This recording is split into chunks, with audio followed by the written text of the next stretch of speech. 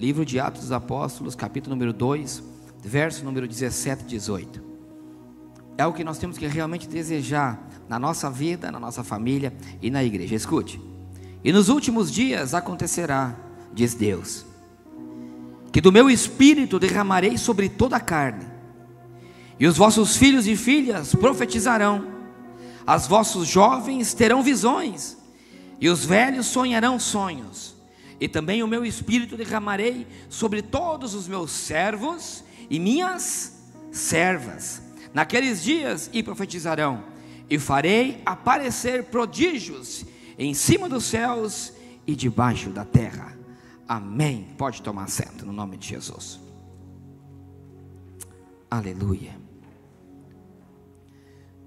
Se tem algo que a gente realmente deseja, é a presença de Deus em nossas vidas. Porque quando nós temos a presença de Deus, a nossa vida ela é diferente. Eu já não consigo imaginar a minha vida sem ter a presença de Deus.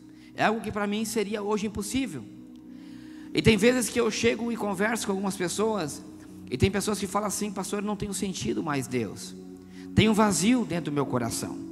E em muitas circunstâncias eu não consigo nem mesmo eu entender o porquê que isso acontece na vida daquela pessoa. Porque você olha para o perfil de uma pessoa e você encontra requisitos totais para que aquela pessoa ela seja realmente cheia do Espírito e da presença de Deus. Então são coisas que somente Deus pode explicar. E tem uma coisa que eu almejo como pastor, é que uma pessoa, e oro muito, irmãos, muito, é para que vocês, quando entrem aqui dentro do templo, possam sentir a presença de Deus. Que quando entre, quando tem um louvor, quando tem uma adoração, quando nós ouvimos uma palavra, nós sejamos cheios de Deus em nosso coração. Que aquela palavra, ela venha trazer um conforto, que ela venha trazer uma transformação para a nossa vida, e nos venha trazer um crescimento como pessoa, como ser humano. Porque o que Deus quer para nós é isso. Ele diz que naqueles dias seria derramado o Espírito Santo sobre toda a carne. Deus, o apóstolo, quando ele escrevia essas palavras, Pedro, quando ele escrevia, ele dizia e profetizava: isso é para esse tempo, é para hoje. Essa palavra que nós lemos é para os dias de hoje. Diz que a palavra do Senhor que nós lemos, que Ele derramaria o seu Espírito sobre toda a carne, sobre os seus servos e sobre as suas servas. Isso quer dizer que eu e você nos incluímos nisso. Então isso quer dizer que nós temos que requerer a Deus, nós temos que desejar da parte de Deus, e nós temos que cumprir alguns requisitos para que esse derramamento ele seja completo. Recém, quando estava sentado aqui, minha esposa disse: tem pessoas que têm falado que a igreja está fria. Outras vêm e dizem que não, que o poder e a sensação da presença do Espírito Santo aqui dentro, ela é incomparável como em outros lugares. Porque um requisito é o quê? A presença de Deus na vida de alguém, ela depende de si próprio e não da igreja. A presença se manifesta no ser humano, um indivíduo, aquele que busca e adora a Deus. O derramamento total, os milagres acontecem quando a presença do Espírito Santo é derramada. Sim, também depende da igreja. Depende da igreja como ela, unidade, buscar em unidade a presença de Deus. E é por isso que eu creio que a nossa igreja, ela tem que realmente buscar a unidade e buscar o derramamento da presença de Deus nos cultos. Por quê? Porque tem pessoas que não são crentes, que são visitantes e que não conhecem e não sentem a presença de Deus. Quando elas entram no culto, elas têm que realmente entrar e sentir a presença de Deus, porque elas ainda não conhecem a palavra, elas não têm discernimento, elas ainda não sabem que é o Espírito Santo. Então sim, para essas pessoas, o Espírito Santo, ele tem que ser manifesto de uma forma sobrenatural para que ela possa ser tocada. Agora, um crente sentir a presença de Deus, depende só dele e mais ninguém. E se eu pego alguém que é crente, e a promessa diz que são para servos e servas, se tem alguém que deveria ter a presença do Espírito Santo, eram os 12 discípulos de Cristo. Os 12 era alguém que viviam com Jesus, era alguém que manifestavam e viam os milagres que Jesus fazia. A presença deles era todo dia com o nosso mestre. Então realmente eles deveriam sentir, saber como servos, o que é que o seu mestre pensava. Eles deveriam saber o que é que eles deveriam fazer muito antes do mestre dizer o que teria que ser feito. porque eles andavam com o Senhor, eles tinham intimidade com o Senhor, eles conheciam e sabiam os milagres que Deus fazia, que Jesus Cristo fazia. Por quê? Porque eles tinham intimidade, eles andavam com Jesus. Pessoa que anda com Jesus intimamente, servos e servas, mais do que ninguém, eles têm que saber o que Jesus Cristo fala para eles e da maneira da qual eles têm que atuar. É uma coisa óbvia, é uma coisa que não precisa do sobrenatural. Quem está com Cristo e vive com Ele, tem que obedecer a voz dEle, conhece a voz do seu mestre. E para isso eu quero trazer hoje uma palavra para você, uma palavra muito conhecida, duas passagens simultâneas, uma após a outra, que vocês já devem ter ouvido inúmeras vezes serem contadas. O nosso Senhor tinha um primo chamado João Batista. Diz a palavra do Senhor, contada nos 4 evangelhos, mas relatado, eu quero pegar como base Marcos, e depois você lê na sua casa. Eu vou contar a história para você, depois você leia. Marcos capítulo número 6, é onde eu vou me basear, porém contada nos 4 evangelhos. Diz a palavra do Senhor que João Batista tinha sido decapitado. João Batista era primo de Jesus, tinha sido alguém que pregava o evangelho com Cristo, era alguém que tinha a convicção da missão que eles tinham que fazer. De repente diz que os discípulos foram chamados e foi entregado a cabeça de João Batista numa bandeja para eles.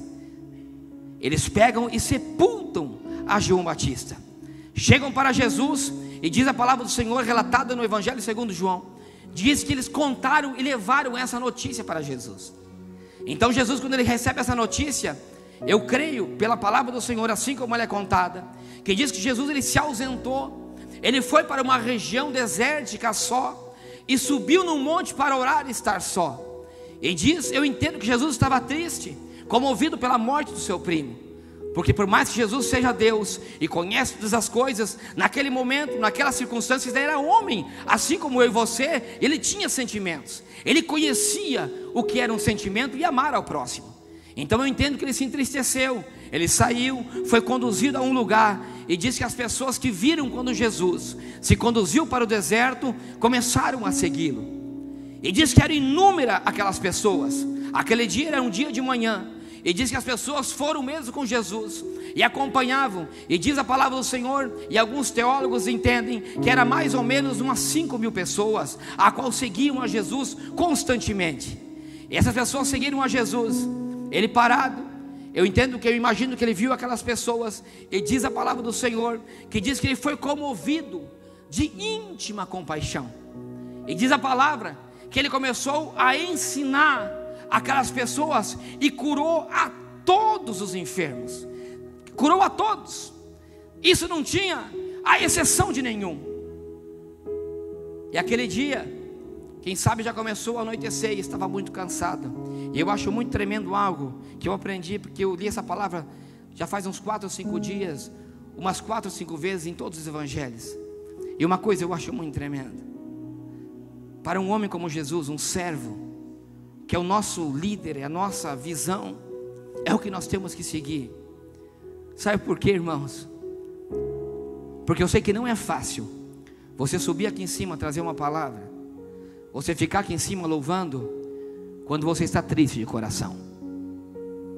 Então a primeira palavra que eu tenho para liberar para todos os seguidores de Cristo, os servos e servas, aqueles que querem o derramamento do Espírito Santo sobre a sua vida, entenda que fazer a obra de Deus independe da situação, da tristeza ou da alegria que você se encontra.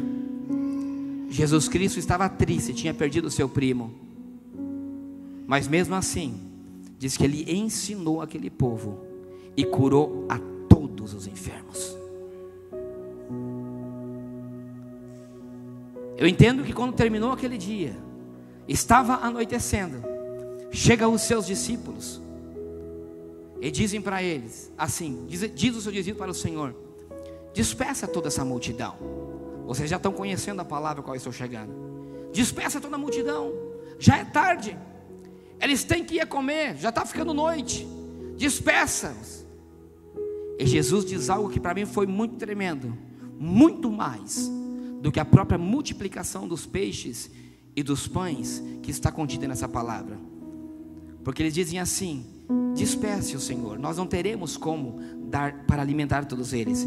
E Jesus diz para eles: vocês vão servir a esse povo. Vocês darão de comer a esse povo. Como, Senhor? Nós não temos os pães e os peixes. Quantos temos? 5. Traga. Diz que o Senhor Jesus levantou aqueles pães e os peixes ao céu e entregou aos discípulos. Eles fizeram grupos de 150 e 12 discípulos serviram a 150 pessoas, de grupo em grupo, em mais ou menos 5.000 pessoas. É tremendo o milagre da multiplicação. E diz o Evangelho segundo João, que quando eles terminaram de comer, o Senhor Jesus diz algo para eles: agora vocês vão recolher as sobras que todos eles comeram. Então imagina que diz que todos eles começaram aí, dividido em 150, quem sabe, os 30 lugares aonde estavam reunidos esse povo, com um cesto, e foram recolhendo as migalhas e os pedaços, ou seja, a sujeira do copo que tinha ficado no chão, o papel de chiclete que tinha sido jogado na igreja. O Senhor disse: agora vocês vão recolher a todos os restos que sobraram. O Senhor termina de falar isso, diz que sobrou muitos pães e peixes. É tremendo o milagre da multiplicação.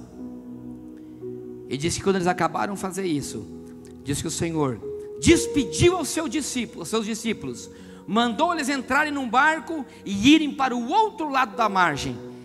E diz que eles não quiseram deixar a Jesus, mas Jesus falou: eu quero ficar só. Ele os obrigou. Um dos evangelhos diz que Jesus os obrigou a ir ao outro lado da margem. Então aqueles discípulos sobem num barco, entram no mar, e Jesus fica novamente no monte orando. Diz que Jesus ora, e quando já está sozinho, e diz a palavra do Senhor que ele ficou só, sem a companhia de ninguém, ele começou a caminhar sobre o mar, ir em direção ao barco.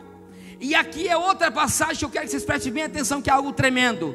Diz que eles estavam remando contra o vento, que é a outra passagem que vocês conhecem.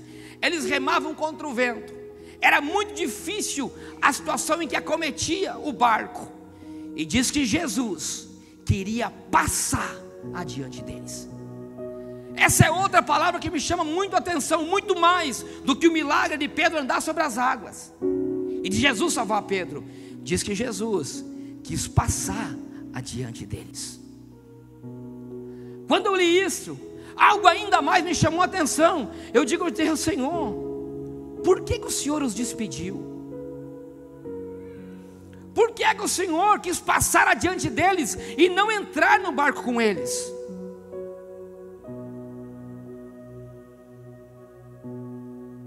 E a resposta está no mesmo capítulo. Você sabe o que tinha acontecido com aqueles discípulos? Eu nunca tinha tido essa revelação, o porquê que o vento estava batendo no barco. Hoje eu entendo por que é que o vento estava açoitando aquele barco. E diz a palavra que quando o vento açoitava aquele barco, que é a mesma passagem, a de Mateus, que Pedro caminha sobre as águas, e de Marcos, no capítulo 6, só que não conta que Pedro caminhou, mas sim diz que quando Jesus esteve no barco e mandou o mar se acalmar, tudo se calou. E eu vou ler para você somente um versículo, só preste atenção.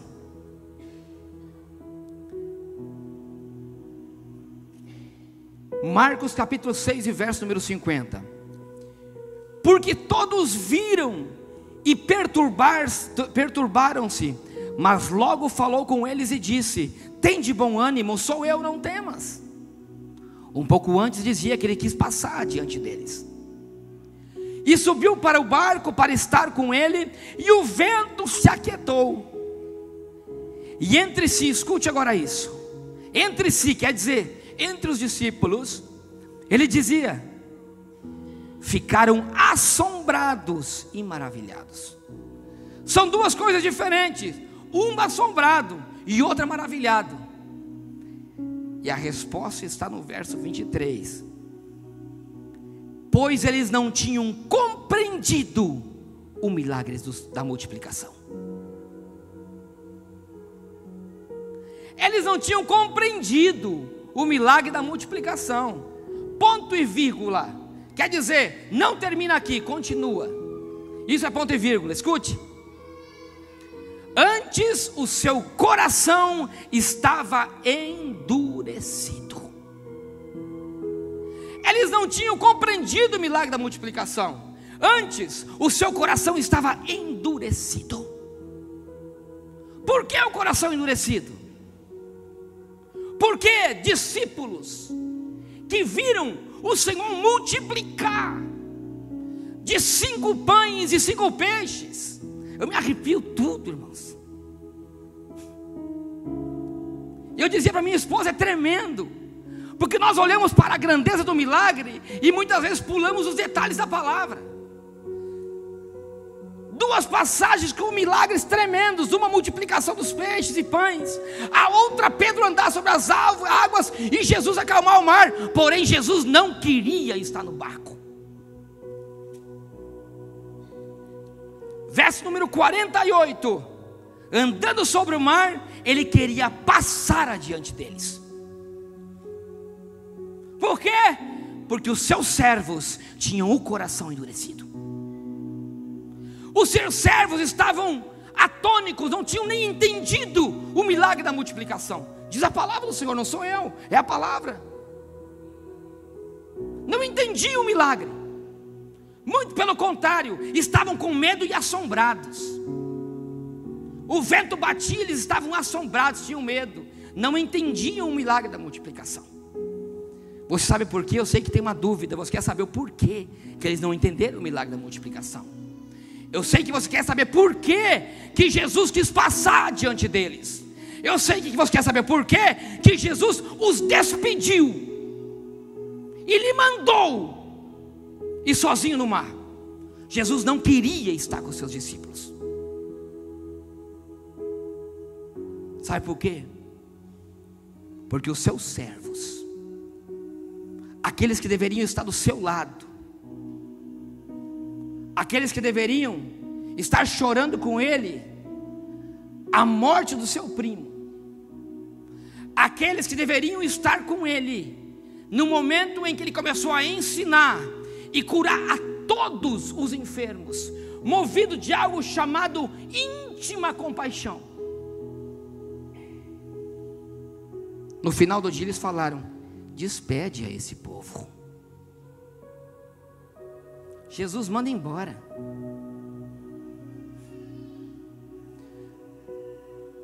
Vou mudar para o dia de hoje, vocês vão entender. Ei, pastor, manda o povo embora a hora que acabar o culto, pastor.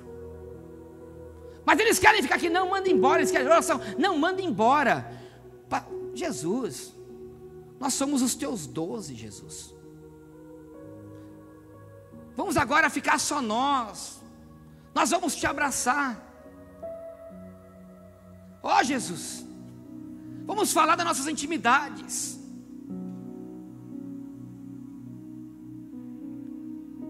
Por isso que Jesus falou para eles, porque Jesus conhece o coração do homem: vocês vão servir ao povo.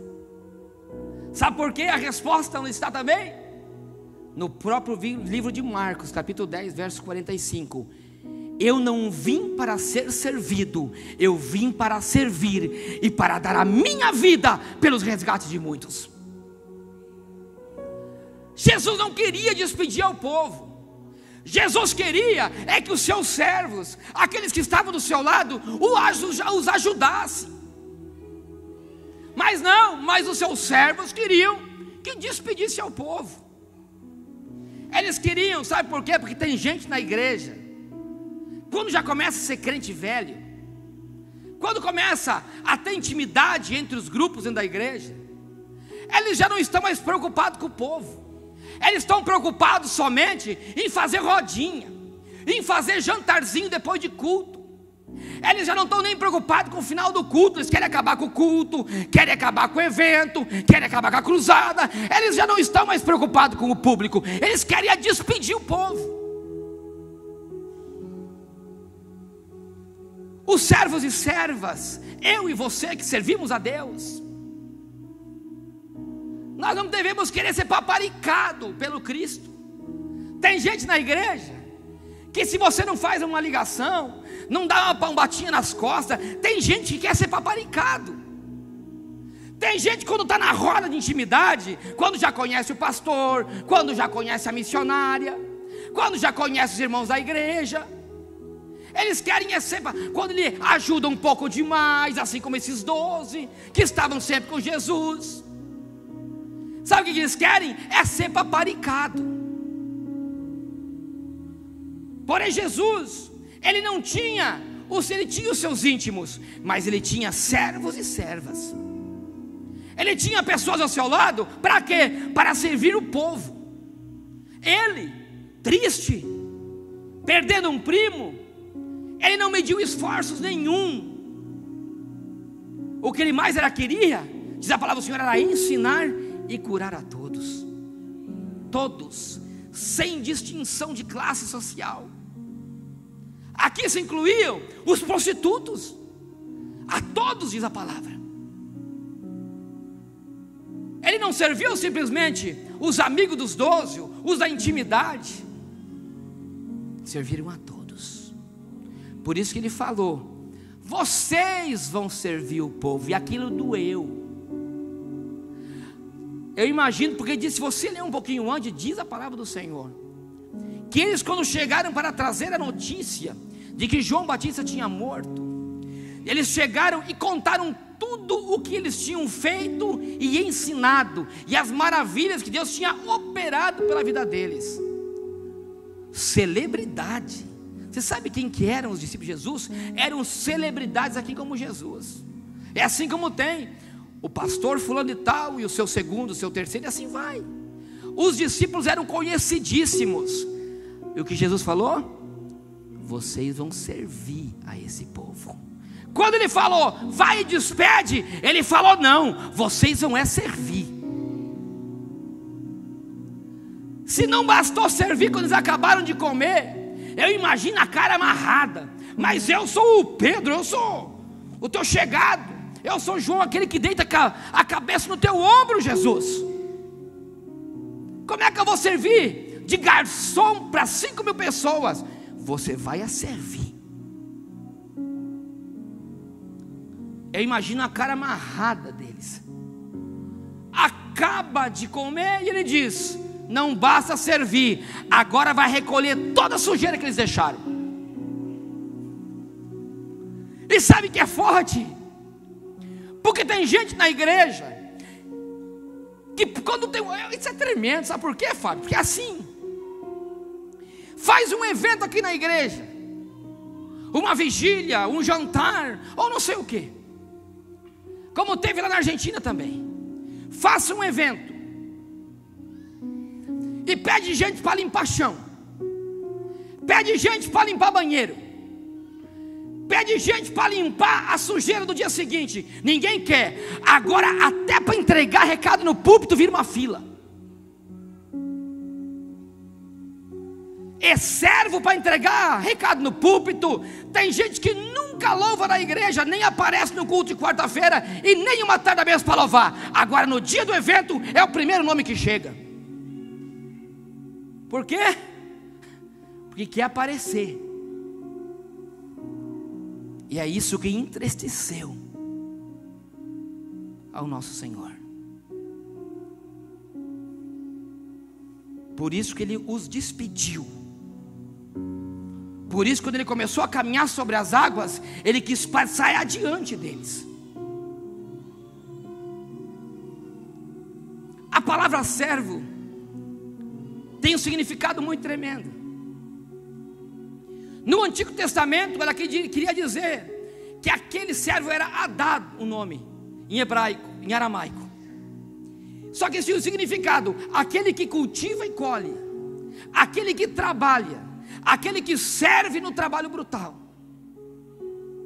Só que no Novo Testamento, que só é colocado 125 vezes, aparece a palavra servo, no grego é escravo. A sua raiz é aquele que ata, que tem uma atadura. E isso quer dizer o quê?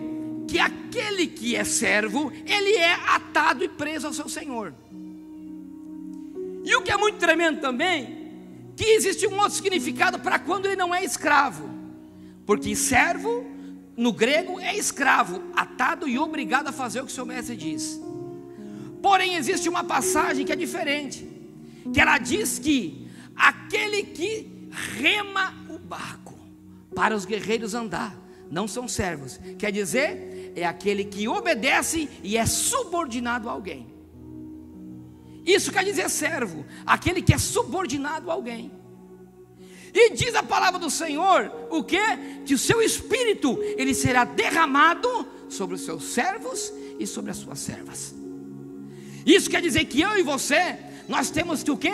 É que servir. Nós temos o quê? É que fazer o que o Senhor nos disse que nós temos que fazer. Isso independente da situação em que nós nos encontramos. Por quê? Porque quando nós não vamos, quando nós não somos servos, nós somos sujeitos a que o vento bata no nosso barco. O que fez com que acometesse o vento na vida deles, foi que eles não tinham servido, porque com certeza, se eles tivessem servido ao Senhor, se eles tivessem sido fiel ao Senhor, o que tinha acontecido? Jesus tinha ido com eles no barco e o vento nunca tinha sido acometido. Por isso que quando nós somos negligentes como servos na igreja, o vento pode golpear o nosso barco. Quando nós não servimos, o Senhor pode querer passar adiante de nós. Quando nós não servimos, o Espírito Santo de Deus, o derramamento, ele pode não acontecer na nossa vida.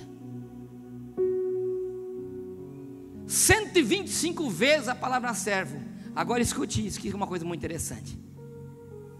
125 vezes aparece a palavra compaixão no Novo Testamento, assim como servo. Coincidência?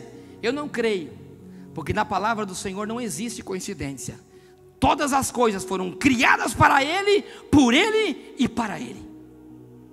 Isso quer dizer que não são coincidências. 125 vezes a palavra compaixão. Compaixão é algo tremendo, que era o que Jesus tinha sentido por aquelas 5.000 pessoas. Diz que ele foi acometido de íntima compaixão. A mesma quantidade de vezes que aparece a palavra servo, aparece a palavra compaixão. Quer dizer que os servos, eles não tinham sentido a mesma compaixão que Jesus Cristo sentiu. Só que agora, para você entender o que isso significa, é muito forte, compaixão. Sabe o que é compaixão? No grego, no Antigo Testamento, tanto como no Novo, era algo muito tremendo. Que a raiz da palavra compaixão no grego, ela diz, aquele que sai das suas entranhas. Eles imaginavam que os sentimentos mais fortes e mais tremendos, eles saíam das nossas entranhas, do nosso estômago. Sabe como que é isso? É assim. Sabe quando você vê alguém que realmente ele está necessitando de alguma coisa e você se compadece, dá aquele frio na tua barriga? Sabe quando você vê alguém que você ama, quando você vê aquela pessoa sofrendo, aquele negócio se move dentro de você? Era isso que ele queria dizer, compaixão, um sentimento que sai do mais íntimo do teu ser. 125 vezes que sai das suas entranhas e diz assim: sentimento de aflição pelo sofrimento dos outros, assumir a desgraça alheia e carregar a carga para ele. Isso é compaixão. O que Jesus sentiu quando ele chegou naquele lugar e que ele viu as pessoas sofrendo daquela maneira? Ele sentiu o que eles estavam sentindo. Uma vez eu vi uma passagem que você vai entender bem o que isso significa. Eu vi uma história de um menino de rua. Escute essa história. Ele passava por um pet shop e ele via cachorros na vitrine, pequenos. E ele olha aqueles cachorros e ele amou um cachorro e ele queria ter aquele cachorro. Ele ficou olhando, então ele entrou naquela loja E o dono da loja dos cachorrinhos falou assim: não, você não tem dinheiro para comprar. E não adianta, mesmo que você tenha dinheiro, esses cachorrinhos eles vendem demais. Até que você sai para conseguir o dinheiro, quando você voltar ele já não está mais aqui. E dizia que aquele menino falou assim: não, o meu cachorro eu vou comprar, e o meu cachorro ele ainda vai estar aqui no dia que eu voltar. E disse que aquele menino saiu daquela loja e começou a lavar carros na rua. Começou a lavar carro, começou a limpar, começou a carpir jardins. E muito rápido esse menino, ele conseguiu o dinheiro. Assim, em coisa de uma semana ele conseguiu. Quando ele chega com aquele dinheirinho, ele fala: estou aqui com o meu dinheiro. E ainda o senhor não tinha vendido os cachorros. E aquele senhor ficou assim surpreso, como que ele conseguiu? E ele contou que ele tinha trabalhado, ele tinha suado muito para conseguir. Então ele entra, e o senhor fala assim: então escolha o seu cachorro. E quando ele escolhe um cachorro, ele escolhe um cachorro que era aleijado de uma perna. E o senhor falou assim: não, mas você não viu que esse cachorrinho ele é defeituoso, ele tem a perninha manca, ele não consegue correr direito, você não vai poder brincar com ele, você não vai conseguir se divertir com ele. Ele diz: não, é esse que eu quero, é esse que eu escolhi. Então ele pega o dinheiro com muito suor e entrega na mão daquele homem. E quando aquele menino vira as costas e começa a sair porta fora, ele percebe que o menino manca. Era um dia de inverno, o menino usava uma calça comprida, e quando o menino vai dar o passo na escada para sair, e a calça se levanta, ele vê que o menino tinha uma perna de pau, ele tinha uma prótese.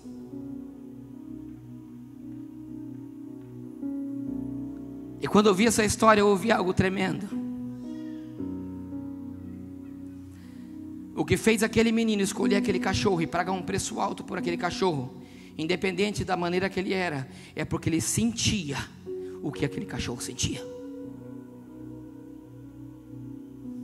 Isso é compaixão. É quando algo dentro de você se move, e quando você sente a dor,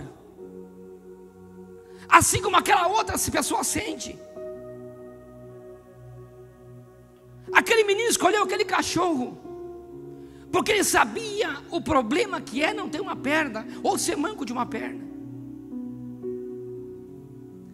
Isso eu acho tremendo, Fábio, sabe por quê?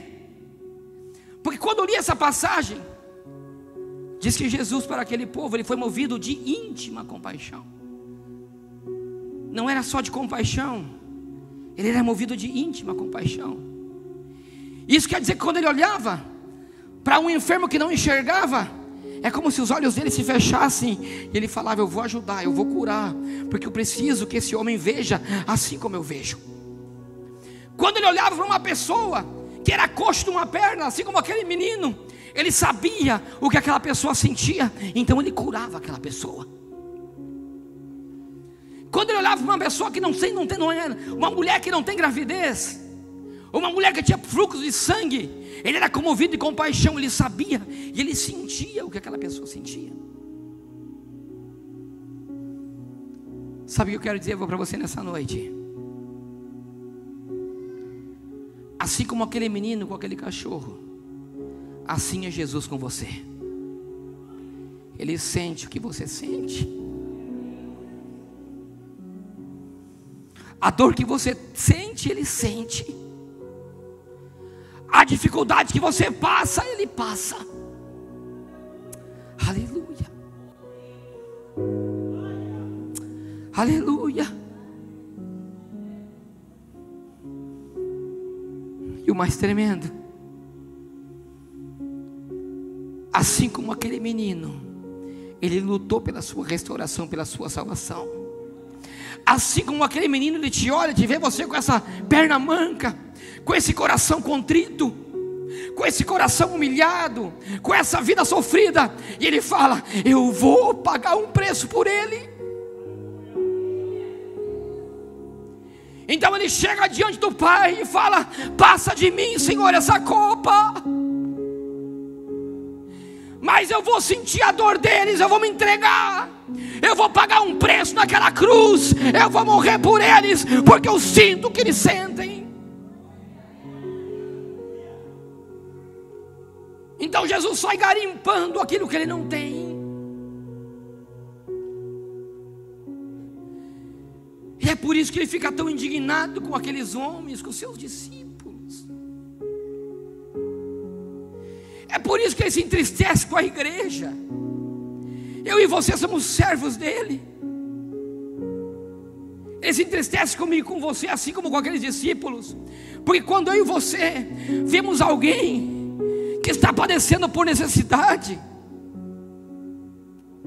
assim como nós vemos a situação do próprio irmão para servir, você sente a compaixão, você sabe a dificuldade que aquela pessoa está passando, você é cometido, você sente nas tuas entranhas compaixão, a raiz entranhas, você se comove por dentro. Só que muitas vezes nós agimos como os discípulos, nós dizemos: despede essa pessoa,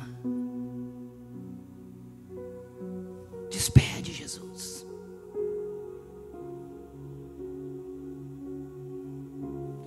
O que Jesus queria era que os seus discípulos, assim como ele, sentissem a mesma compaixão e de falassem: Jesus, não importa que nós vamos ficar aqui a noite inteira, o dia inteiro, 3, 4, 5 dias, até que tenha alguém que precise de uma ajuda, até que tenha alguém que precise de uma cura, nós vamos estar aqui orando e intercedendo por eles. E é isso que Jesus quer de mim e de você. Jesus não quer que a igreja fique de braços cruzados. Jesus precisa que você se levante. Você hoje é o servo, você hoje é a serva. Jesus já não tem mais os seus discípulos, Jesus tem eu e tem você. O que Jesus quer é o que aquele menino viu naquela vitrine. Quando ele viu aquela vitrine, ele não olhou para si mesmo, ele não escolheu o mais bonito, ele não escolheu o mais são, o mais puro, aquele que ia brincar com ele. Ele pegou e escolheu aquele que sentia a dor que ele sentia. Sabe por que a igreja do Senhor é fria hoje? Sabe por que os milagres não acontecem? É que nós buscamos a Jesus hoje não com compaixão pelo próximo, nós buscamos a Jesus por uma paixão pessoal. Nós buscamos a Jesus não porque nós temos que ser comotidos de compaixão e ajudar a quem precisa. Nós buscamos a Jesus porque nós queremos estar do lado dele, em púlpitos, aparecendo. Nós buscamos a Jesus não para ganhar dinheiro, para abençoar a obra. Nós buscamos a Jesus hoje para buscar dinheiro, para saciar os nossos desejos carnais, de carro, casa e viagens, e de roupas.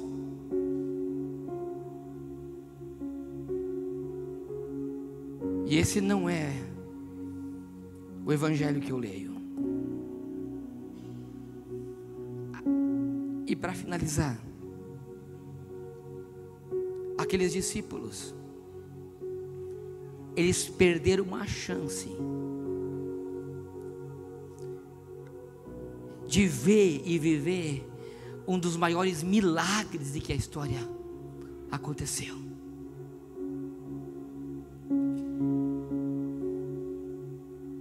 E subiu para o barco para estar com eles, e o vento se aquietou.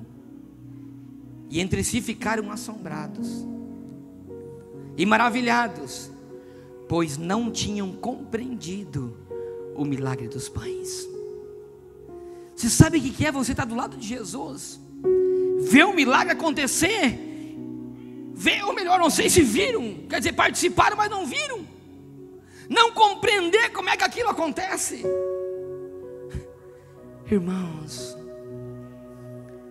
e é por isso que tem gente que entra na igreja e sai falando mal da igreja.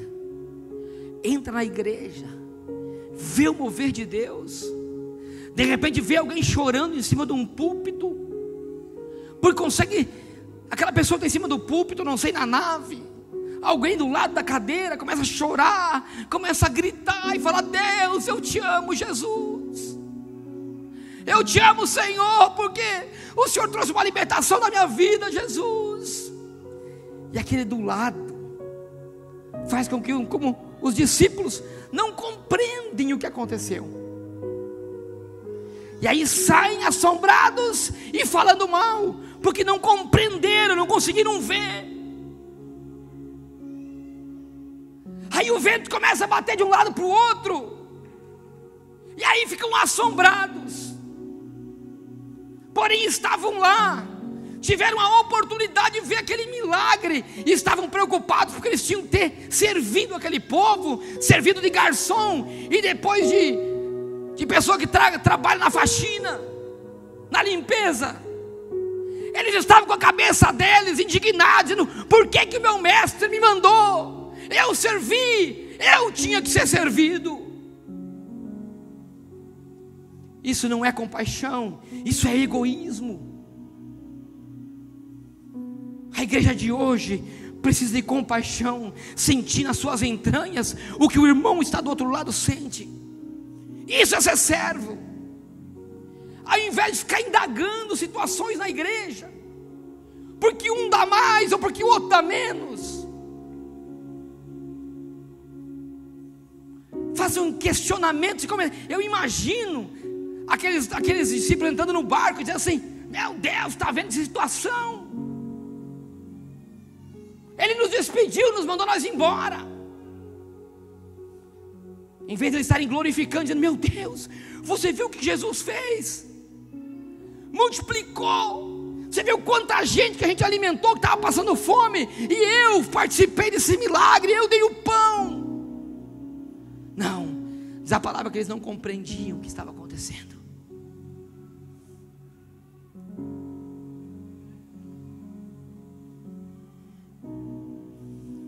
Eu sei que essa palavra, ela vai martelar no teu coração. Sabe por quê?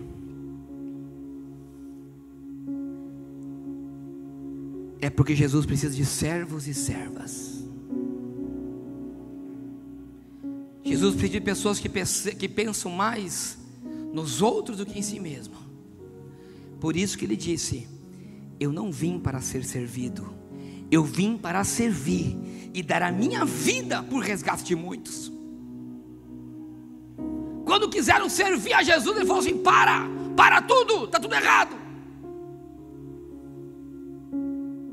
E a igreja do Senhor hoje tem esse conceito: porque é presbítero, porque é diácono, porque é obreiro, já tem que ser servido. Mas a palavra do Senhor que vem para essa igreja é dura. Mas eu me alegrei tanto quando o Senhor falou comigo. Eu me alegrei tanto porque eu disse: Jesus, obrigado. Obrigado porque o Senhor está arrancando as vendas dos nossos olhos. O Senhor está falando que quer servos na igreja. Porque o Espírito, Ele me disse: eu derramarei sobre meus servos e sobre as minhas servas.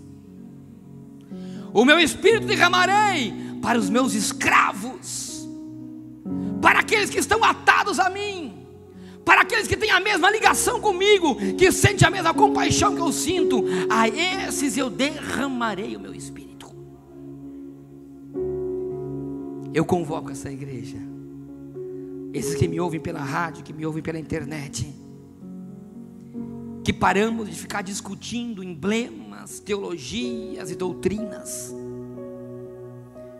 que paramos de ficar dividindo placas de quem é maior e quem é melhor, e quem tem um templo maior ou um templo menor, e quem tem mais membro, e quem tem menos membro.